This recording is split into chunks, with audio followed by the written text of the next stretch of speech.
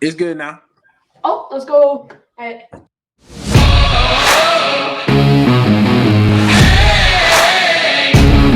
What's going on, guys? I'm Chad from Chad Tech Sports, and today I'm here with Oregon Ducks freshman lineman Josh Conerly.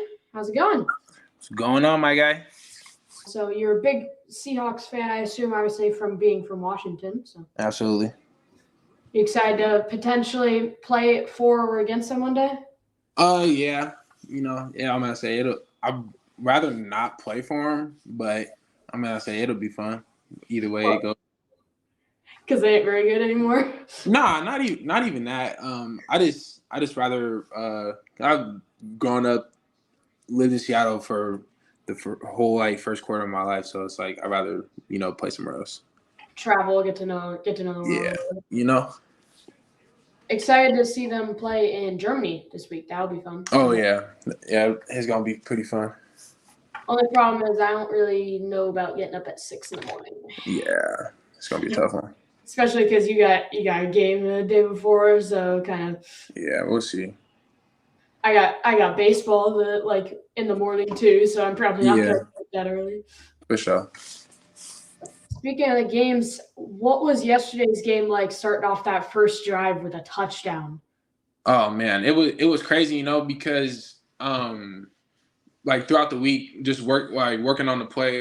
We only ran it in walkthroughs and stuff, So I didn't think that it was something that was actually going to happen. And the way that happened in the game, we got the same exact look with the same exact call, and it worked out the same way it did in practice, So it really goes back to what we preach about on the team, just what we practice, it'll end up showing up in the game, So I've heard rumors that Bo actually audibled to that play. I'm gonna say it was an auto check, because if we got the look that we seen in practice, then it was an auto check. So yeah.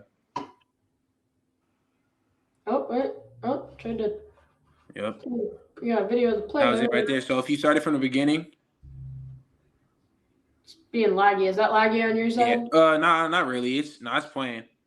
Oh, for me. But if you look at it from the beginning, if you look at the pre-snap picture, yeah, there was only the dude head up on me, and then there was one outside, and I mean that was literally the same exact look that we got in practice. So it worked. It just worked out perfectly. I'm not gonna lie.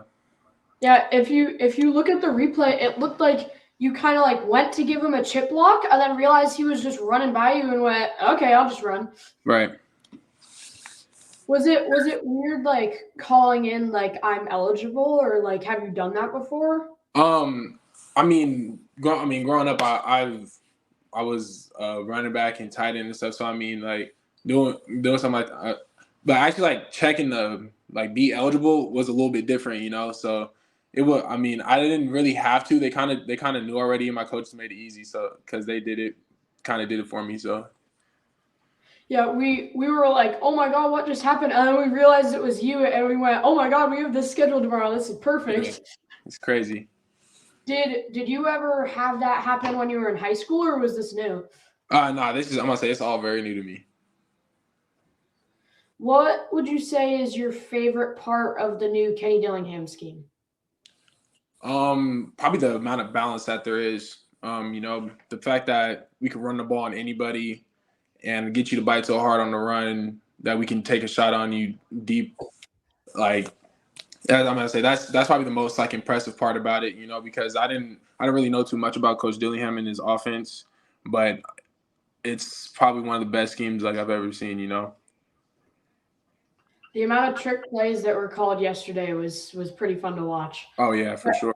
When you're playing a 1-7 team, you got to kind of give them some style points, and I'd say those first few touchdowns kind of did that. Oh yeah, for sure. I'm gonna say Coach Dillingham. I mean, but the thing about it is it seems like Coach Dillingham just has those type of tricks up his sleeve, but those are things that we practice, So it's not when it happens in a game how it did, it's more routine. It's not something that was surprising to us. It kind of seems like he's just playing as a Madden GM. He's just clicking all the different buttons. For sure. that's how it be, man. But Coach Dillingham is one of the smartest dudes that I've ever met, especially when we're talking about football. You know, he knows a lot more than probably most average coaches. You know, like it's like him. I say in the way that he explains things, he simplifies things for us is like no other. You know. What's it been like learning behind this very veteran offensive line that Oregon football has? Yeah, and honestly, I feel like it's helped me out a lot. Just being able, like, just knowing that like a lot of the dudes in front of me have been playing O line in college longer than I've been playing the position like at all. So learning from them has helped me out, especially through fall camp. Learning from dudes like Big Steve and TJ Marcus. It definitely helped me with my mindset. Because they used to just remind like just because for how long they've been doing this, like they just tell me like it's your first time going through all this stuff, So it's all just getting used to everything. But they've definitely helped me out a lot. What's your favorite game that you've played in this year? Probably the Wazoo game. That had to be the best game. Down to the wire. I'm gonna say yeah, simply because of like all the adrenaline and like the whole like just playing in someone else's stadium and how hostile it was. And then when Mace got the pick six, you can literally see the entire student section get up and leave from the moment he caught it. So it was pretty fun. So I actually watched the back half of that at a hockey game. Okay. There was like they had like a bar, but obviously I can't go in the bar. Right. So they had like a wall. I was peeking around the wall trying to watch the TV for the last like 10 minutes of the game. And my friend was at the game, so he was just giving me updates the whole time. Right. And what's your favorite jersey combination, either that you've seen them wear in the past or that you guys have worn this year? My favorite jersey combo all time would have to be it was the Stomp Out Cancers. I want to say in 2014 or 13 where they had the black. It was the black jerseys with the pink number, shiny pink helmet with the black O. I think I'm about to say I'm pretty sure that was with that uni combo. I'm pretty sure. I think they're playing Stanford that game, if I'm not mistaken. But yeah, and then the one that we've worn, my favorite one was probably our Stomp Out Cancers this week against UCLA. I mean, 2 weeks ago against UCLA. Those had to be my favorite ones that we've worn this year. So those ones are like low key really good. Like I feel like a few like looking at those in the photos that they took, they didn't look like too great. And then you see them in the game, they looked pretty sweet. Yeah. I liked what they did, not trying to overdo the pink or the yellow. They just kind of gave it a little bit. Right. Yeah, I feel it. That's how I felt about it too. The eggshell uniforms, they're kind of like some people love them, some people hate them. What are your opinions? Yeah.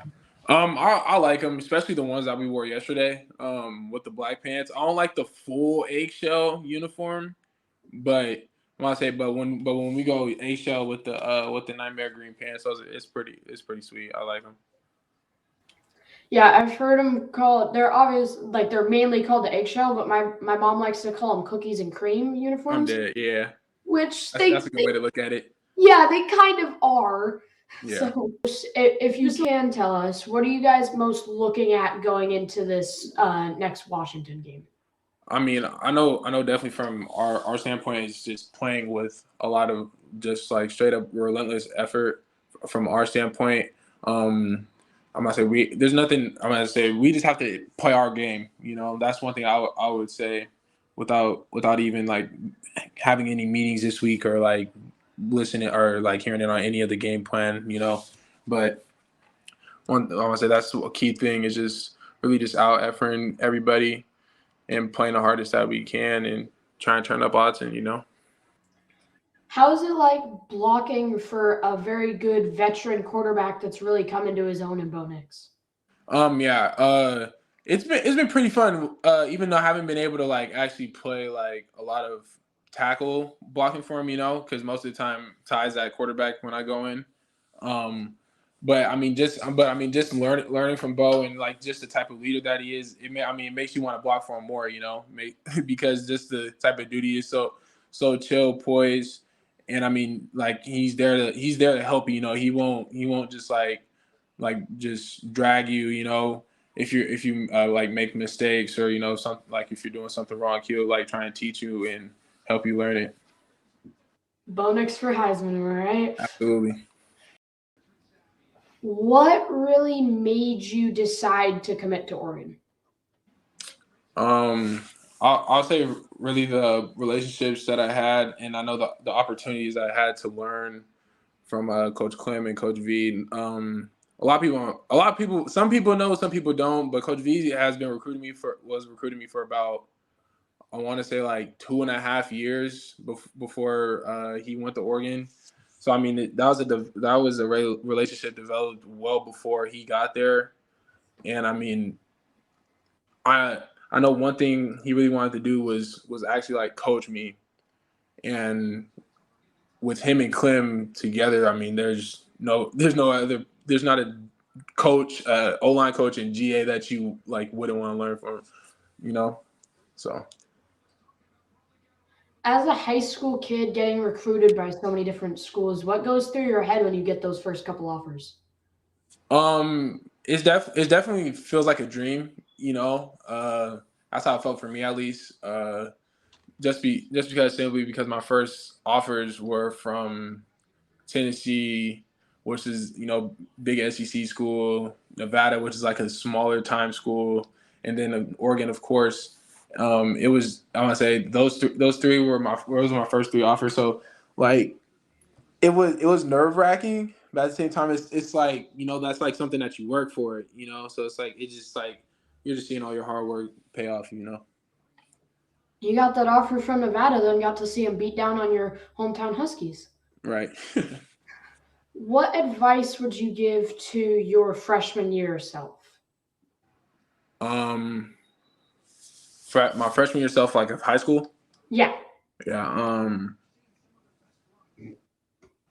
Probably to really just grind, and don't take anything off. Don't take any days off, which is something that I already like was telling myself, but really just like stay to yourself, keep your head down, and just push, And one thing I know I wish I would have developed when I was younger was to just keep a more positive mindset, and really just look at the broader view of things, because I used to get so caught up in just like a bunch of little stuff, especially like I still do it now, which is like a bad habit that I have that I've been trying to break out of since I've gotten to college. So I mean, really just like not really like dwelling on little things and just keeping your head down and working. As an offensive lineman, we have to mention food at some point. What's your favorite cheat food during the season? Cheat. Oh, okay. Shoot. Have you ever been to Mandy's in Eugene? Ooh, I don't think so. It's whenever I go to Eugene, there's like these 3 restaurants that we usually go to. I'm gonna say, let me hear them. What? What are the 3 restaurants you go to?